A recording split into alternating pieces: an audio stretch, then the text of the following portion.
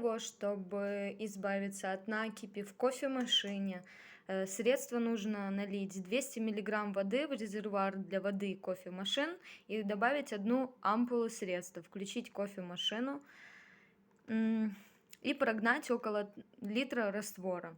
Выключить и дать остаткам раствора подействовать около 15 минут. Затем пропустить остатки раствора после окончания э, чистки два-три раза запустить кофемашину на полный цикл с чисткой водой из крана, чтобы ополоснуть внутренние части машину. При необходимости обработку повторить. Для сильных загрязнений или больше объема воды использовать 2 ампулы. Это касаемо даже чайников. Чайников электрических также это касается, это можно использовать средство.